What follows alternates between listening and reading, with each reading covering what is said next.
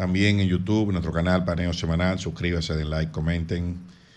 Y en nuestras redes sociales, Paneo Semanal. Seguimos con nuestro invitado que sigue ahí en línea, el doctor Alejandro Báez, que tenía una reflexión cuando nos fuimos a la pausa. Doctor, adelante. Sí, la reflexión es básicamente la imperativa necesidad de nosotros tener ese elemento de introspección humilde y entender realmente qué es lo que podemos hacer para fortalecer a las emergencias y el trauma en la República Dominicana, para responder a las necesidades del día a día y para poder responder de una forma óptima a emergencias masivas que pueden presentarse en el futuro. Parte de eso yo creo que implica una articulación óptima de todas las instituciones y todas las agencias que de una forma u otra convergen en ese ciclo, en esa cadena asociada al trauma, desde la prevención hasta la rehabilitación, que hay que mencionarlo. No es solamente la atención aguda en la escena o en un centro de trauma, sino que muchas de estas personas van a quedar con discapacidad y hay que hacer un elemento de reposicionamiento laboral, rehabilitación y nuevas destrezas técnicas. Todas esas cosas hay que entenderlas de una perspectiva integral, no verla por pedacitos, no es nada más el hospital, no es nada más el 911, no es nada más centros de rehabilitación, sino no nada más banco de sangre, sino que hay que verla de una perspectiva integral. Y quizá un elemento, dos elementos, vamos a hablar de área de oportunidad.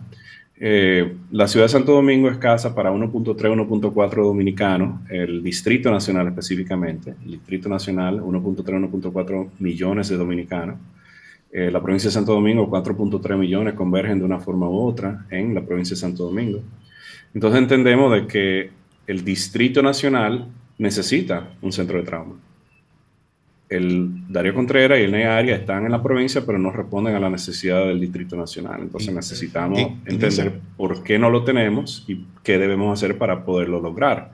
En esa misma línea, doctor, en esa misma línea, ante porque ya tenemos que pensar en la posibilidad de un desastre de proporciones mayores. Esto fue una tragedia que ocurrió en un sitio y no fue de carácter general, ¿no? Pero ya tendríamos que pensar en la capacidad de respuesta ante un desastre mayor. ¿Qué tan preparados estamos nosotros para eso? Bueno, en parte de la preparación incluye el despliegue de comisiones y agencias como la que vimos desplegada en esta semana, el COE, la Comisión Nacional de Emergencia, Defensa Civil, Cruz Roja, Cuerpo de Bomberos. Existe gran trabajo, esfuerzo a nivel de capacidades técnicas, infraestructura, vehículo y todo eso. Creo que tenemos buena capacidad. Creo que a nivel nacional está aumentando la capacidad, como mencionamos, un hospital de trauma en Aso, uno en Cabarete, uno en Higüey, todo eso indica que hay interés por las autoridades actuales en fortalecimiento de esa capacidad de respuesta. Hemos visto el crecimiento del 911, el sistema de ambulancia, como se ha desplegado en numerosas provincias, que tiene un alcance nacional y eso también es parte de lo mismo. Pero de nuevo, creo que estamos en un momento de reflexión, en un momento de utilizar, por lo menos eso es lo que yo hago, utilizar esa energía que nos afecta, que nos pesa, y tratar de llevar esa energía a trabajar soluciones, a poder sentirnos mejor de las contribuciones que estamos haciendo, gratificados de que estamos generando un cambio. Y hay que entender que el trauma nos afecta a todos, independientemente de estado socioeconómico, social, laboral, nos afecta a todos. Estos accidentes, estos choques, estos traumas, estos incidentes afectan a todos. Y la solución a problemas a nivel de la sociedad civil no solamente le corresponden al Estado, sino que nos corresponden a todos trabajar esa solución. Entonces tenemos que analizar cómo podemos aportar. Bancos de sangre. Sí, doctor, ahí pedirle lo siguiente. El Sistema Nacional de Banco de Sangre, eso surge siempre esta discusión de mitos o verdades, mitos o realidades, ¿verdad? Se tiene la idea de que la gente no dona sangre en la República Dominicana, o sea que no hay una cultura ni un sistema eficiente que voluntariamente la gente se acerque y haya un stock suficiente de sangre para cualquier respuesta. De hecho, vemos a veces pacientes que se van a someter a una cirugía y no encuentran el sangre, o que están enfrentando una emergencia de un accidente y tienen que hacer algo, una cirugía y no aparece la sangre. Hay que llamar donantes, sí. Y en los programas de radio y de televisión se busca sangre, gente que lleve. Y ahora vimos que la gente, bueno, hubo un llamado también entendemos que hubo una demanda inusual, es decir, una situación especial que no necesariamente tenía que estar el estado de sangre suficiente para atender eso, y la gente acudió, eso hay que hacer un reconocimiento a la ciudadanía, a donar masivamente en los puntos que se colocaron en distintos lugares del Distrito Nacional. Pero ¿hay mejoras posibles para el Sistema Nacional de Banco de Sangre? Yo entiendo que sí, y yo entiendo que siempre mejora, y esto pasa en el mundo entero. Si ustedes se fijan, hay eventos de este tipo en países mucho más desarrollados que nosotros, y ese llamado a donación de sangre también ocurre porque hay una demanda superior a lo que es la oferta. Pero sí, yo creo que hemos avanzado. Por ejemplo, el Hemocentro Nacional era una entidad que no existía hace 10 años. Laboratorios privados desarrollando hemocentro, blood banks, tampoco se veía en años anteriores. Entonces hemos avanzado. Lo que sí es cierto que tenemos que, de nuevo, hacer una introspección y un entendimiento de que realmente qué es lo que tenemos que hacer para hacerlo mejor. Hasta hace poco, de repente, habían pautas que establecían que si usted tenía un tatuaje no podía donar sangre. Por ejemplo, ese era un tema de antes. ¿Por qué? Porque antes, hace 20 años, el que tenía tatuajes se asociaba con... De antes no, doctor. Yo escuché que usted no puede, a los llamamientos de donar sangre, una de la gente que decían que no debían ir eran los que se habían hecho un tatuaje recientemente, o sea, creo que era 10 días o los últimos, un tiempo X, en los últimos tiempos, como que eso no es un elemento de usted no puede donar, no puede venir, para usted no es el llamamiento. No, hay un tema. Lo que pasa es que antes los tatuajes se hacían quizá con las medidas de precaución más óptimas. Acuérdense, en los 80, 90 teníamos un tema con la epidemia del HIV, teníamos un tema con hepatitis C, hepatitis B.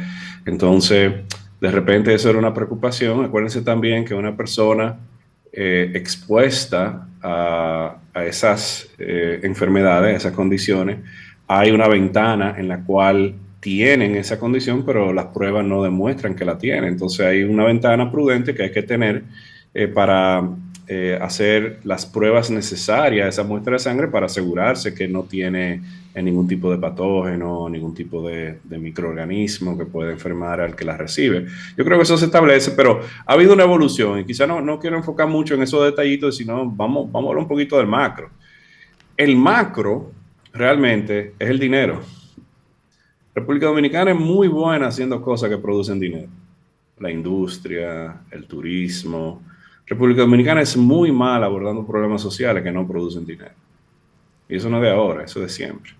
El trauma es una enfermedad costosa. Millones y millones de pesos en la parte aguda. Millones y millones, cientos de millones de pesos en la parte organizacional. Entonces, imagínense lo que yo les decía. Hay que tener un hospital de trauma con todos los especialistas que convergen en ese ciclo de trauma, en esa condición. Tienen que estar presentes 24/7. Anestesiología, medicina crítica, médico de emergencia, cirujano general, neurocirujano, otorrino, cirujano plástico. Todo eso tiene que estar presente. Y equipado, porque uno de los temas es que tú vienes con un paciente con un aplastamiento y bueno, tú no tienes, o sea, quizás no está el equipo suficiente para hacer las evaluaciones que permitan determinar si hay una hemorragia interna, por ejemplo. Claro, el equipo diagnóstico, todo eso tiene que estar presente. Háganse una pregunta. De los miles de centros privados de salud que existen en la República Dominicana, ¿cuántos tienen una especialidad en trauma? Ninguno. Inclusive yo me atrevería a decir que un paciente con un trauma mayor, llevarlo a la mejor clínica privada puede ser un gran error, porque al no tener los recursos, quizá en el proceso de atención no se le dan las atenciones más prudentes. Y de nuevo, la raíz del problema es dinero. No hay dinero para cubrir esas atenciones. No hay dinero para pagarle a los médicos que van a cubrir esas atenciones. Como médico de emergencia, yo no sé si ustedes lo saben, yo regresé a República Dominicana en el año 2009. Trabajé en Dominicana en el 2009-2014 por primera vez. A mí me pagaban 350 pesos por consulta. de lo cual la mitad se la quedaba el centro en el que yo trabajaba. Ahora eso subió a 500 pesos por consulta, de lo cual muchas veces la mitad se la queda el centro en el cual los médicos de emergencia laboran. Increíble. Entonces vamos a analizar realmente esa reflexión, esa introspección de que si realmente queremos hacer lo correcto, no es solamente invertir en infraestructura. Las aseguradoras tienen que decir, es verdad que esto es un problema y vamos a pagarle a los médicos que responden a este problema, a las enfermeras que responden a este problema, vamos a aumentar la cobertura, vamos a hacer ese ejercicio de una forma objetiva y de una forma socialmente céntrica. Es decir, ¿qué es lo que tenemos que hacer para la sociedad para resolver el principal problema de la salud pública dominicana? Y al final, no es que no exista un entendimiento de que es un problema, sabemos que es un problema. La solución no es nada más construir hospitales, yo creo que un gran primer esfuerzo es entender dónde podemos construir hospitales para poder dar respuesta. Doctor, Pero al final los hospitales no corren orden, solos, los hospitales necesitan médicos y enfermeras. En ese mismo orden, doctor, sin ánimo de disminuir el impacto negativo de esta tragedia, ¿cuáles lecciones aprende el sistema dominicano de respuestas de tragedias como esta? ¿Qué nos enseña y cómo nos ha podido mejorar para un futuro? Yo entiendo que a mí no me compete ahora mismo, porque no se ha socializado el reporte final donde se van a evaluar objetivamente esos elementos. Lo que sí yo entiendo son lecciones, vamos a decir, generales. Como sociedad, nosotros somos increíblemente solidarios. Para mí es una lección aprendida en la pandemia y aprendida en esta tragedia y aprendida en el día a día. Los dominicanos somos gente buena. Los que no son buenos son la minoría. Lo que pasa es que hablan más duro. Bueno, doctor, sabe que el tiempo aquí es el que manda. Y queremos agradecerle que haya estado nuevamente con nosotros. Y obviamente pedirle que en el futuro nos vuelva a acompañar. Cuando esté en el país, ¿verdad? El doctor viene a finales de mes, vamos a ver si lo traemos, Bueno, y conversamos un poquito Después más de ese sobre informe, el después sistema del de informe. trauma y qué se necesita para tener un buen hospital de trauma. Y ojalá el informe esté cuando él venga. Y ojalá el informe esté. Bueno, y ya no nos queda más tiempo más que para agradecerle a nuestros teleoyentes su sintonía y pedirles que con el favor de Dios nos acompañen el próximo sábado en otra edición de Paneo Semanal. Hasta entonces. Sol 106.5, la más interactiva. Una emisora